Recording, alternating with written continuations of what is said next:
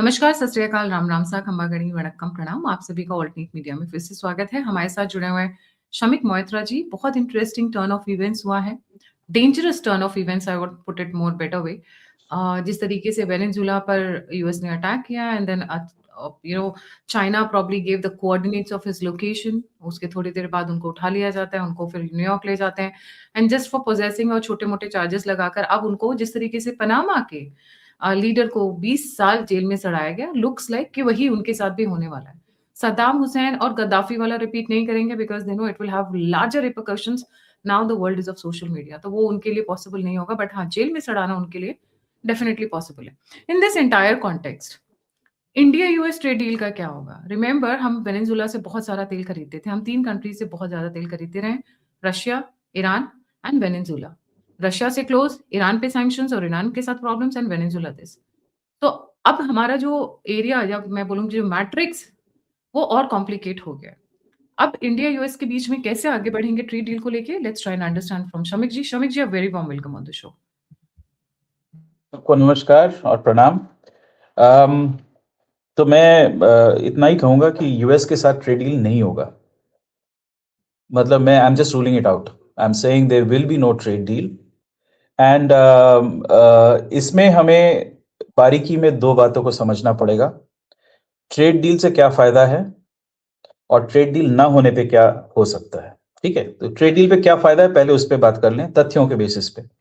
Number one, US और India का जो ट्रेड है, it's approximately 125 to 130 billion dollars आज की डेट में, जिसमें हम लगभग 38 से 40 बिलियन डॉलर का आयात करते हैं, यानी इंपोर्ट, और निर्यात हमारा जो है 80 बिलियन डॉलर के आसपास होता है, 80-85। तो वही, तो actually India enjoys a positive trade balance, यानी हम ज्यादा एक्सपोर्ट करते हैं और कम इंपोर्ट करते हैं यूएस से। इसके दो कारण हैं। Number one, US is not a manufacturing massive manufacturing country anymore. उसका मैन्युफैक्चरिंग सिर्फ हाईटेक, डिफेंस और एरोस्पेस में है, और उसके मतलब लिमिटेड क्वांटिटीज में ही आप खरीद सकते हो हर साल। तो रेगुलर ट्रेड जो है यूएस के साथ नहीं होता। It is, I would say, जो बड़े आइटम्स लेते हैं हम, वो शायद 5 साल में एक बार या 10 साल में एक बार। बाकी जो रेगुलर आइटम्स है वो बहुत कम ही आता है। अच्छा, अब इंडिया एक्सपोर्ट क्या करती है यूएस को? मैं आईटी और आईटी सर्विस को अलग से ले रहा हूँ, ठीक है, उसको अलग रखते हैं।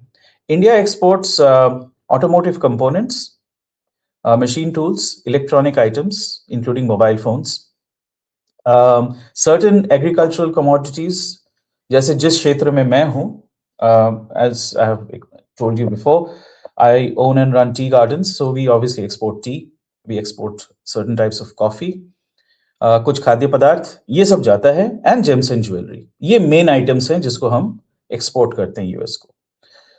यूएस से हम लाते क्या है? अब India is an agricultural surplus country in every aspect. हम लोग डेयरी सरप्लस भी हैं, और इसी बात पे वो ट्रेड का अड़ा हुआ है पीयूष गोयल जी और उधर स्कॉट पेसेंट वगैरह जो है उस तरफ, sorry, Howard Lutnick and Scott Bessent. तो हमें फायदा तो यही होगा कि अगर फ्री ट्रेड या ऑलमोस्ट फ्री ट्रेड हो जाए, या लो टैरिफ ट्रेड सिचुएशन आए, तो our products are already competitive, they will become even more competitive. हो सकता है कि हमारा ये 80-85 का जो ट्रेड है वो बढ़ के 100 बिलियन, 120 बिलियन तक पहुंच जाए। उसके आगे का स्कोप नहीं है, क्योंकि there is only so much, a population of 340 million जो यूएस का पॉपुलेशन है वो एब्जॉर्ब कर पाएंगे भारतवर्ष से ये जो सामग्री हम अभी एक्सपोर्ट करते हैं।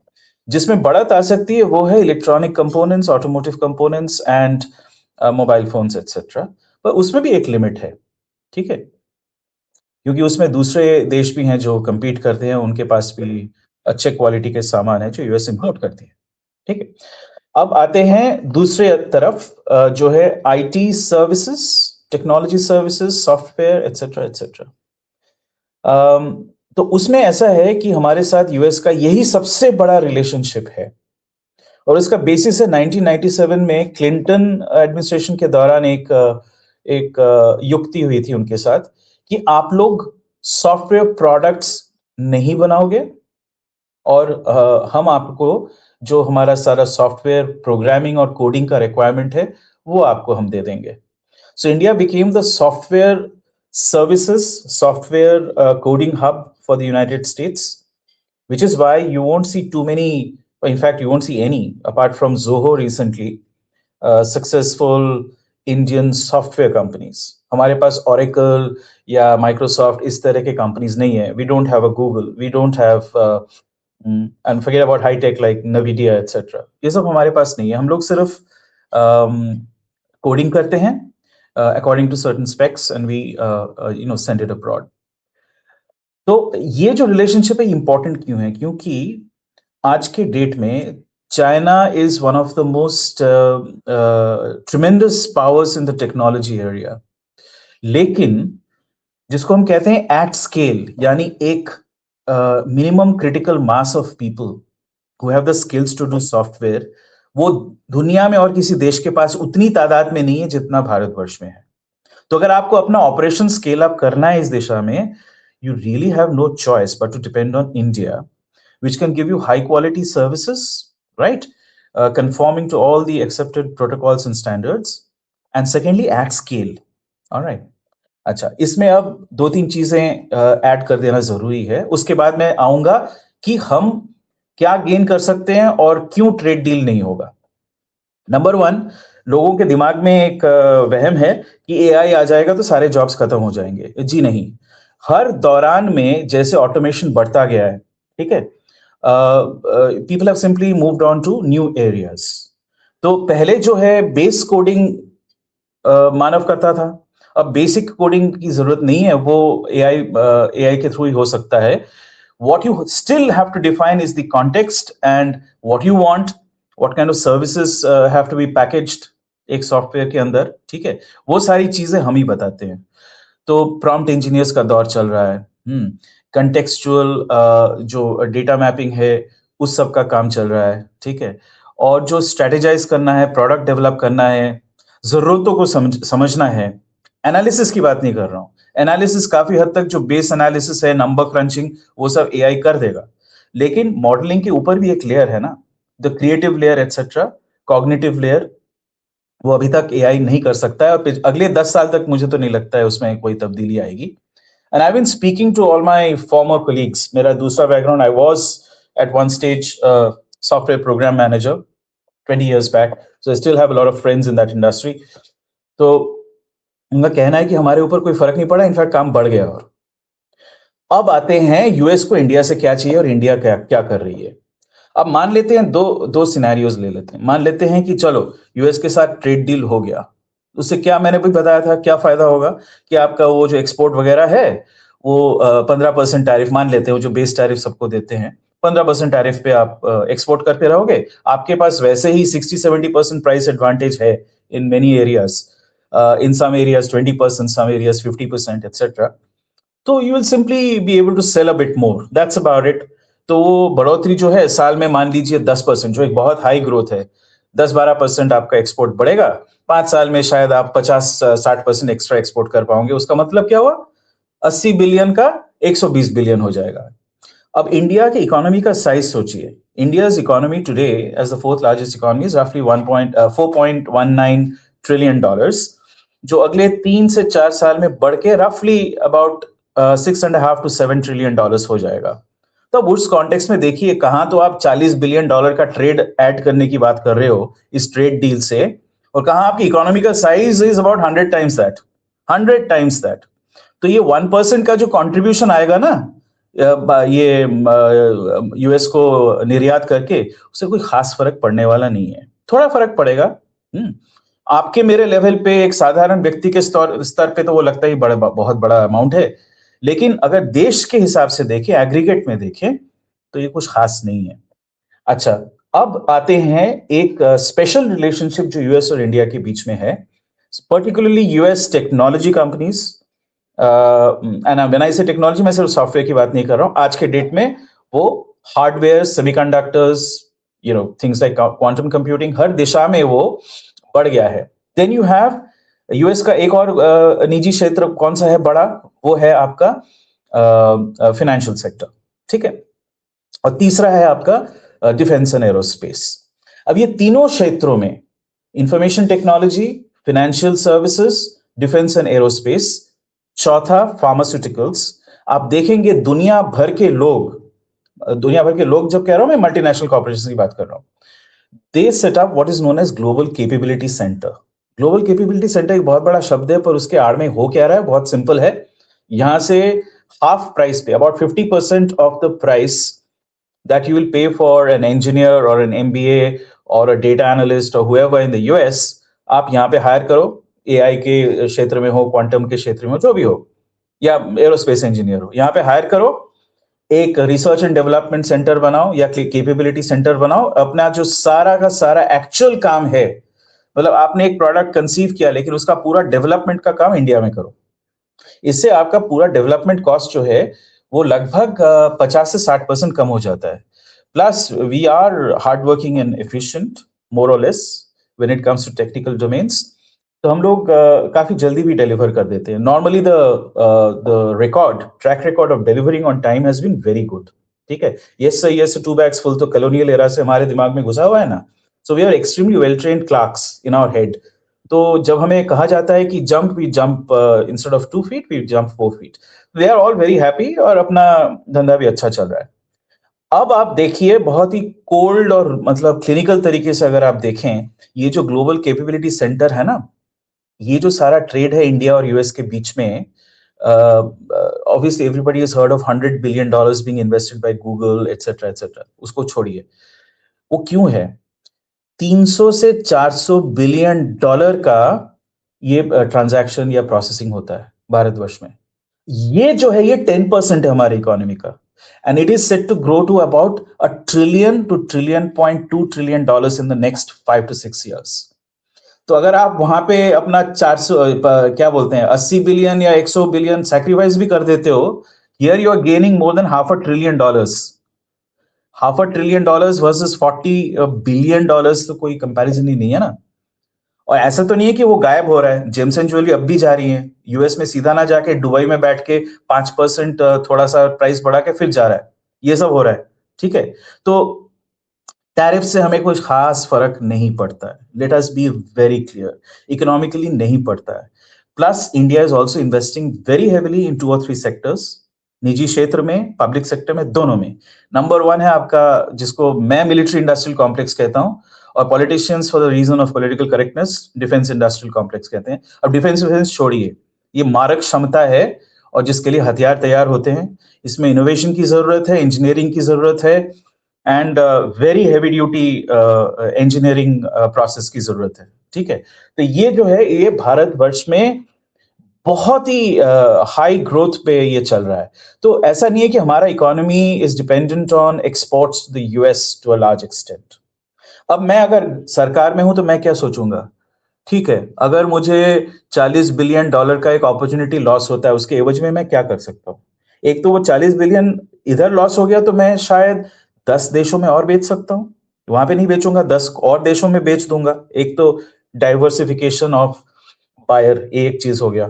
दूसरा, मैं क्या गेन करता हूं? ट्रंप को क्या मिलता है? ट्रंप अपने मागा सपोर्ट बेस को जाके बोल देगा, देखा मैंने कैसे टाइट कर दिया है। इंडिया अपने आप को बहुत उछल रहा था, बहुत 30 मार खां समझता था, देखा मैंने उनको 50% टैरिफ दे दिया। और वहां पे मूर्ख लोग ये भी नहीं समझते कि टैरिफ जो अल्टीमेटली जो कंज्यूमर है वही देता है। तो उनको वो समझाता रहता है कि ये टैरिफ से यूएस को पैसे मिल रहे हैं और वो पैसों से हम आपका भला करेंगे, तो वहां पे ये समझाता है। तो ट्रंप को अपना पॉलिटिकल माइलेज मिल गया। यहां पे हमें क्या मिला? हमें एक्चुअली एक टैक्टिकल एंड स्ट्रेटेजिक एडवांटेज मिल गया। अब पीछे जब डंडा पड़ता है तब लोग सरपट भागते हैं कि भाई अब हमें कुछ और पथ निकालने पड़ेंगे। तो यहाँ पे डंडा पड़ा तो ये जो ट्रेड डाइवर्सिफिकेशन का रास्ता खुल गया। पिछले 6 महीने में we have opened up almost 100 new countries for all those things that we have traditionally exported। ये पहले नहीं था। ठीक है, तो आपके लिए नए दिशा, नए मार्केट्स खुल गए, एक एडवांटेज ये हुआ। दूसरा, बाय से not doing the trade deal with the US, we also जो उनका मेन डिमांड है कि एग्रीकल्चर और डेयरी खोल दीजिए और हमारे फार्मा प्रोडक्ट्स बेचने दीजिए, पैटेंटेड फार्मा जो इंडिया से 2000 गुना, लिटरली 2000 गुना प्राइस पे बिकता है। तो वो हमने बोला कि भाई अब ये हम नहीं कर सकते। तो उससे हमें फायदा ये हुआ कि हमारे ये क्षेत्र जो है वो बच गए, एंड सेकेंडली जो cancer causing American GMO crop etcetera जो है वो भी हमारे देश में उसका आयात नहीं होगा, तो ये भी एक अच्छा एक हेल्थ बेनिफिट भी है। और गेन क्या किया, ये सब जो है ये पॉलिटिकल दिखावा है जो चल रहा है दो देशों के बीच में, लेकिन the gain is the US ये कहेगी कि भैया H1B तो अब है नहीं, H1B को हम समाप्त कर रहे हैं, ऑलमोस्ट समाप्त कर दिया है या बहुत एक्सपेंसिव बना दिया है, सो हमारे पास कोई चारा नहीं है, यूएस में तो हम ला नहीं सकते लोगों को। और वो कंपनीज फिर क्या करेंगे, जो कैपेबिलिटी सेंटर्स बनाते थे यूएस के, finance, aerospace and information technology, they will expand there GCC, global capability centres, जहां पे $500 ट्रिलियन तक का हमारा मुनाफा गेन हो सकता है। ठीक है, तो हमारे लिए भी अच्छा है, इसमें कोई प्रॉब्लम नहीं है। आपने बताया था एक तीसरा मुद्दा है, उसको भी लेके इसको मैं समाप्त करता हूं। आपने कहा था कि रशिया जो है, रशिया से हम तेल लेना बंद कर सकते हैं, ईरान से बंद कर सकते हैं, वेनेजुएला से पता नहीं क्या होगा। अरे कुछ बंद नहीं होगा, अभी भी नहीं हुआ है। By the way, we have increased our purchases in November and December, they were higher than in October, higher by almost 20 to 25%, so from Russia. So you could argue that this so-called sanctions and tariff का जो threat है उससे कम होगा ये trade, कम नहीं होगा, मुझे तो लगता है बढ़ेगा, because वैसे भी with this Venezuela gambit, the US has proved that rule of law बोल के तो कुछ है नहीं। मैं किसी दूसरे देश के आदमी को, जिसने उस देश में कुछ किया है गड़बड़, उसको अपने देश में लाके मैं पनिश कर सकता हूं, तो इसका मतलब रूल ऑफ लॉ बोल के तो कुछ है नहीं, इसकी लाठी उसका भैंस है, तो हम भी बोल सकते हैं ना। ऐसा तो नहीं है कि भारतवर्ष के पास सामरिक शक्ति नहीं है, अगर अमेरिका ने गुस्से में आके, तैश में आके कहा चलो हम मोदी को अरेस्ट करेंगे, कर सकते हैं क्या? उसका नतीजा क्या होगा? It's very easy to destabilise and take over a tiny country like Venezuela. Bharatvarsh एक महादेश है, we are the largest nation on earth, we are a nuclear power, and let me be very clear, हमारे पास fully capable MIRV intercontinental ballistic missiles है। मैं अग्नि 5 की बात नहीं कर रहा हूं, अग्नि 6 है हमारे पास। ठीक है, हमारे पास स्पेस से मारक क्षमता वाले काइनेटिक हथियार भी हैं, जिसके बारे में हम बात नहीं करते। हमारी सरकार कभी इसको एक्सेप्ट नहीं करेगी, बोलेंगे श्रमिक बकवास कर रहा है। अब मुझे मालूम है ये है, हमारे सर्कल में जो जियोपॉलिटिक्स थोड़ा बहुत ऑब्जर्व करते हैं, हमें पता है कि हमारे पास ये है, अमरियों को भी पता ही ये है। तो इंडिया के अगेंस्ट हेड टू हेड तो जाएगा नहीं, वही इंटरनल डिस्टर्बेंसेस करेंगे, पाकिस्तान बांग्लादेश से दबाव डालेंगे, टेररिज्म बढ़ाएंगे, यही सब होता रहेगा। लेकिन यहाँ पे ग्लोबल कैपेबिलिटी सेंटर्स भी लोग इन्वेस्ट करते रहेंगे, बढ़ाते रहेंगे। $500 ट्रिलियन का फायदा तो हमें वैसे ही दिख रहा है, अगेंस्ट दैट $40 बिलियन का नुकसान really doesn't matter, it's okay. और जो बाकी ट्रेड है, ग्लोबल एनर्जी ट्रेड वगैरह, there are multiple ways of tackling it. You can conduit it through other nations. You can have a three-way pact between India, China and Russia, and India and China jointly buy the Russian oil. क्या करेगी USA? Will they go against us? So things are not as obvious as they seem. And secondly, I'm not even sure USA actually चाहती कि India buying बंद कर दे। दूसरी तरफ आप देखिए, वो एक्चुअली काफी कंसिलेटरी है towards Putin, because he wants to also end the war with Ukraine, Trump, and उससे उसको वो नोबेल प्राइज का वो दिख रहा है। ठीक है, अब जेलेंस्की कुछ भी कहे, जेलेंस्की के बैकर्स यूरोपियंस हैं। Europe and USA by the way now at loggerheads on number of issues, ये एक अलग टॉपिक बन जाता है। सो ट्रम्प पुतिन के साथ कंसिलेटरी मोड में है, तो beyond the point he will not go, because then he loses his Nobel prize. वो जो फीफा से उसको लॉलीपॉप स्टार मिल गया कि okay you are a good boy, here's a star on your chest, you can wear it, that is not good enough, he still wants that Nobel prize, right? तो अगर उसको वो चाहिए तो उसको मालूम है कि एक ही तरीका है, वो कितना भी बोले मैंने 8 युद्ध रुकवा दिए, वो कोई बिलीव नहीं करता है, Nobel peace committee won't buy it either. पर यूक्रेन वाला actually he has done stuff, he has moved it forward in certain ways which nobody else could have conceived even a year back, probably even he didn't know.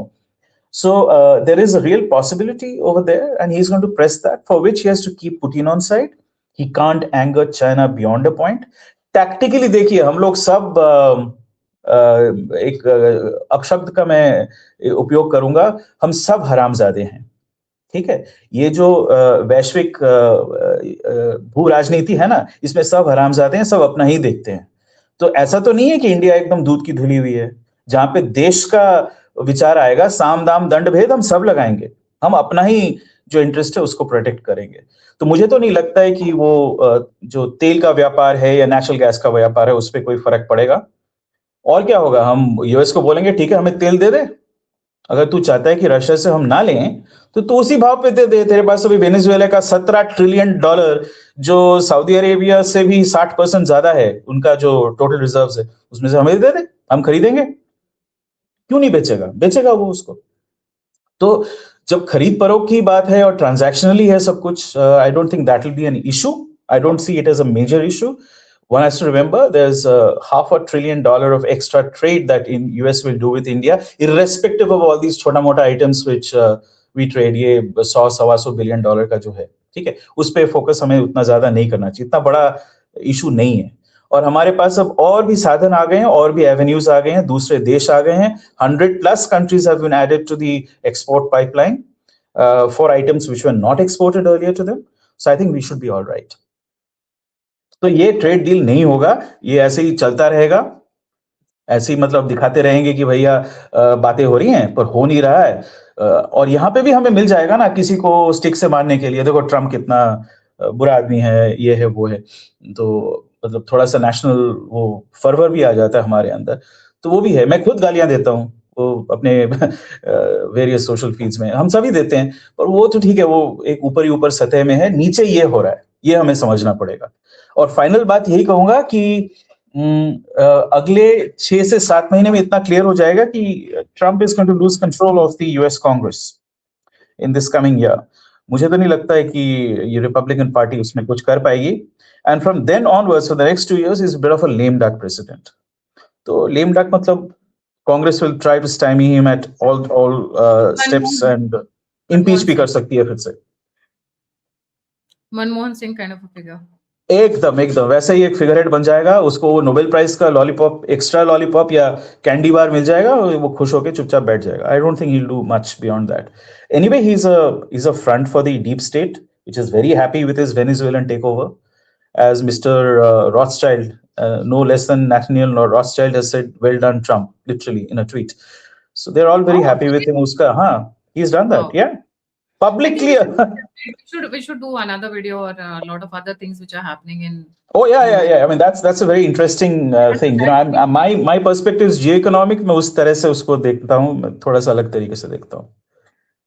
Very interesting. But एक दो चीजें और आई हैं शमिक जी जो मेरे notice में आई हैं। Sadly none of the channels are taking it up. जब बात फर्टिलाइजर्स की होती है, fertiliser is needed very much for the agrarian economy है हमारी। खेती में खाद नहीं डलेगा तो कैसे होगी खेती? तो उसके ऊपर they have been trying to encircle India again. जहां से हम फर्टिलाइजर सोर्स करते हैं वहां पे कुछ ना कुछ इश्यूज क्रिएट करना वहां पे। अब इसलिए मोदी जी अभी जब गए हुए थे अफ्रीकन नेशंस और Latin American Nations, one of the most important components was fertilizer, right? Two things, not just fertilizer and additional rare earth sources. He's also gone and talked. मैं फ्री ट्रेड का FTA में जो एक agriculture component है उस पे थोड़ा सा हाँ, तो मैं उसी पे आ रहा हूँ कि फर्टिलाइजर, देखिए Ecuador is a massive source of fertilisers, Ukraine is a big source and so is Russia से मतलब हम लोग निर्यात तो करते, आयात तो करते ही हैं। And China is another source of fertilizer. So it's not like we are totally dependent on what Mr. Trump will be doing in this regard. देखो ये बदमाशियां तो चलती रहेंगी, but एक चीज मैं दूसरे तरीके, let's look at it very differently. क्या हमें एक्चुअली ये जिसको हम कहते हैं एनपीके फर्टिलाइजर की जरूरत है, नाइट्रोजन, फास्फोरस, पोटेशियम, और should be focus on micronutrients, zinc, manganese, boron, molybdenum, chlorine, which actually help you to have a much better quality crop, number one. And number two, should we not go organic and restore our topsoil? Punjab में cancer का incidence देखा है आपने? It's gone up 56% in the last 10 years. It's the most cancer ridden. और मैं बताऊं जहां पे कैंसर बहुत हाई है, South Bengal, which is obviously the Gangetic Plain, extremely fertile rice growing area. Then you have certain pockets of Jharkhand. You have the Malwa region in Madhya Pradesh. देख रहे हो कहाँ पे? ये सारे एग्रीकल्चरल एरियाज है ना इंडिया के मेन। तो यहाँ पे ये जो एनपीके फर्टिलाइजर घुसा है, it's causing cancer. It's not, so you have a huge health cost in that sense. So maybe it is time to rejuvenate agriculture through a combination of organic practices and micronutrients. Modi ji ने एक अच्छा काम बहुत किया था शुरू में in the first term itself, and that was to do this soil testing and the soil health. Therefore, किस क्रॉप के बेसिस पे उसमें क्या इनपुट कमी है, not just NPK which is a general खाद, nitrogen phosphorus potassium is generic, वो special क्या है, मे बी मॉलिबेडनम की मात्रा कम है इसलिए वहां पे एक स्पेसिफिक वेजिटेबल ठीक से नहीं उग रहा है, उसको लगाओ. These kinds of things, these initiatives. इसमें, by the way, a much, I would say, for his sugarcane policy is much vilified man, Mr. Sharad Pawar. He has good understanding of agriculture, and he, in fact, gave this original advice to the government कि आप लोग इन चीजों को देखिए. So that has been taken on board. Let's leave politics aside. It's not like every politician is only there to, look out for his political interest. कभी-कभी अच्छा काम करते हैं, देश का काम भी करते हैं. करते हैं, definitely करते हैं. So I'm going to say something very wild. I'm going to say that India should switch to organic and the natural farming practices we had, restore our topsoil to its pristine health, reduce the incidence of cancer. And by the way, let me tell you this: 1943 में Bengal famine हुआ था, ठीक है? Did you know that in 41 and 42 we had bumper crop? उस जमाने में कोई NPK fertilizer वो सब कुछ नहीं होता था. We had 300 additional varieties of rice. And the bumper crop was so large that there were no godowns left to store it. I know from my family history, we were very large landowners. So we had a problem of plenty. But then that was misappropriated and hoarded by the British government, and hence you had the famine. So that's a separate story. So it's not as if कि आपको NPK चाहिए to have great farming yield. That's nonsense. See, it's all about. आप खेती को, हमारे यहाँ क्या होता है, मैं अयोध्या की बात कर रही हूँ, मेरे पेरेंट्स क्या करते हैं, when 2-3 times you have sown the crop, उसके बाद एक सीजन उसको खलिहर बोलते हैं. You have to switch crop as well. खलिहर छोड़ दो. खलिहर क्या होता है? The soil rejuvenates itself, the organic bacteria, the earthworm, everything. वो अपने आप rejuvenate, पर उनको छोड़ो. आप continuously use करते जा रहे हो, inject करते जा रहे हो pesticides हैं, how would it work? तो जमीन बंजरी हो जाती है और कुछ बचता नहीं है उसमें. By the way, I'm a large farmer as well, since we grow tea and other crops on our tea estates. तो हम लोग तो completely natural और organic farming करते हैं, हम biodynamic काम करते हैं. तो we work with worms, we work with compost, we work with various types of organic खाद. ये लोग हम खुद ही बनाते हैं, slurries बनाते हैं, and we do it. And let me tell you, the yield hasn't gone down. It's not like the yield has gone down. We are deviating from the topic, but मैं organic को थोड़ा सा clarify करना चाहूंगी. जो शमिक जी कह रहे हैं, organic crop not the Sri Lankan style, please उसमें नहीं जाइएगा. उनका कहने का मतलब है जो हम कन्वे करना चाहते हैं, because Sri Lanka got totally destroyed because of organic. और वो भी एक वो मैडम है जो बड़ी सी बिंदी लगाती है, मैं नाम नहीं लूंगी उनका, उन्होंने ही उनको श्रीलंका को बर्बाद किया है. हमारे इंडिया में आती है 5वें नंबर की पावरफुल एनवायरमेंटलिस्ट मानी जाती है, यूके बेस्ड. इसलिए ऑर्गेनिक मतलब कि आप थोड़ा कम इस्तेमाल करें फर्टिलाइजर्स को यूज कर रहे हैं तो गाय के गोबर के साथ मिक्स करके ऑर्गेनिक जो पत्तियां हैं, बहुत सारी चीजें निकलती हैं खेती बाड़ी में, अगर आप गाँव जाएंगे तो स्लरी बोलते हैं जिसको, आप उनके साथ मिक्स करिए और एक थोड़ा सा प्रोपोर्शन लो रखिए केमिकल्स का, so it has a breathing space. अब ये सोचिए ना, बॉडी के अंदर अगर आप रोज पिल्स डालेंगे तो क्या होगा. तभी आप लोग, अगर अपनी बॉडी के साथ हम कंपेयर करें धरती माँ को, तो हम बोलते हैं कि भैया ये पिल्स से कुछ नहीं होना है, आप खाइए गाजर, चकुंदर, सेब, संतरा, गो फॉर द जो आपको हेल्दी अपने किचन में मिल रहा है. So go for the healthy manures that you have in your thing. Switch the crops, another very important thing. एक बार multi-cropping, we call it multi-cropping. We do that all the time. We have to do it. Multi-cropping, diversification, खलिहर छोड़ना कि let it relax and rest and come back. Anyways, we have deviated from the topic. Now this is US India के बीच में अब trade deal नहीं होगी. Your concluding statement, Shamik ji. No, I would say that it doesn't even make sense to do a trade deal with the US because there's not much to gain there. We should focus on attracting investments and expanding our GCC sector, Global Capability Centers. उससे हमारे पास technology भी आएगी, हमारे लोग और क्षमता आएगी training में, and aerospace and defense में collaborate with them. Israel has already said that they're going to switch manufacturing to India, aren't they? Israel का एक, sorry, I'm just last point. ये Israel का एक बहुत important चीज है. इजराइल ना, यूएस के साथ उसका एक डील है, $3.7 बिलियन हर साल उसको मिलता है यूएस से एज एड. उसका कंडीशन क्या है? 85% of the aid has to be spent in with US companies and 15% can be spent in Israel on Israeli companies. But the entire objective of this A is to generate jobs, but in what? In R&D. In what sort of R&D? Aerospace and defense. Israel is the largest creator of aerospace and defense technologies for the US. US itself isn't. ये हमें समझना पड़ेगा। अब इससे क्या हुआ है, Israel को कुछ खास बेनिफिट नहीं आया। 85% of the benefit has gone to the US. So 85 by 15, almost 7 times, 8 times benefit to US ले गया है, ठीक है। And now Benjamin, I would say, Benjamin Netanyahu is on record saying that Israel should end this thing. We don't need aid and we should be self-sufficient. And one of the other things, I believe this has been tacitly agreed between Modi and Netanyahu, कि हम जो इनका जो सारा ammunition है, missiles है, rocketry है, then ammunition, when I say ammunition, I mean artillery shells, right? Then mortars, even small arms like 5.56 caliber NATO rounds plus 7.62 rounds. This is common between Israel and India. So यहाँ पे manufacture होगा, India में manufacture होगा, तो इसमें ज्यादा फायदा है ना हम लोगों को।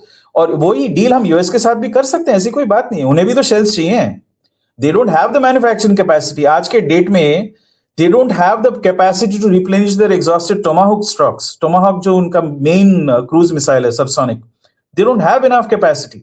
155 millimeter shells, they can't manufacture as much as even 2 weeks worth, compared to say Russia, which manufactures at a time 1 year's worth for high intensity battles. India has almost 20% of the Russian capacity and we don't need it. हमारे चारों तरफ इर्द गिर्द क्या है भाई, China के साथ युद्ध होगा किसी स्टेज पे, पर अभी नहीं होगा। होगा तो पाकिस्तान या बांग्लादेश में कुछ पुलिस एक्शन हो सकता है, पाकिस्तान के खिलाफ मिसाइल्स दागे जाएंगे। I don't think we are going to enter Pakistan. I don't think that's going to happen. There is no need, because stand off weapons are now so good and our aerial surveillance and space surveillance is so good कि हम उसी से कर सकते हैं। तो हम ये अपना जो सारा प्रोडक्शन कैपेसिटी है इसको यूज करेंगे, plus you have got new private sector production capacity, तो इसमें फोकस होगा ना। ट्रेड डील से क्या होगा, ये तो tariff, these things are not subject to tariffs, this is a totally different category all together. These are G2G deals which happen typically, ठीक है। फिर सब कॉन्ट्रैक्ट किया जाता है टू निजी फर्मों को या पब्लिक सेक्टर फर्मों को, ठीक है। तो ये उस दिशा में जाएगा। हम $40 बिलियन अभी सैक्रिफाइस कर देंगे, but not really sacrificing because we are diversifying, और हम 500 बिलियन गेन करेंगे ना, उस पे फोकस करें, कोई फर्क ही नहीं पड़ता है यूएस के साथ ट्रेड डील ना हो या ना हो। therefore we are agnostic and therefore I don't think this deal will happen. हम लोग ऐसे ही will keep making statements, अभी होने वाला है, कल होने वाला है, परसों होने वाला है, कुछ होगा नहीं, ये आप देख लीजिए, मेरा तो यही अनुमान है। जी बिल्कुल सही। Thank you so much Shamik ji for joining. जाने से पहले व्यूअर्स से रिक्वेस्ट है, please don't forget to like, subscribe and share the alternate media. अगर आप कंट्रीब्यूट करना चाहते हैं तो नंबर और यूपीआई स्क्रीन के ऊपर है। आप फीडबैक देना चाहते हैं, मुझसे जुड़ना चाहते हैं तो सभी के सभी लिंक्स डिस्क्रिप्शन बॉक्स में है। और इसी के साथ मिलते हैं बहुत जल्द शमिक जी के साथ। जय हिंद, जय श्री राम, हर हर महादेव। जय हिंद, ओम नमः शिवाय।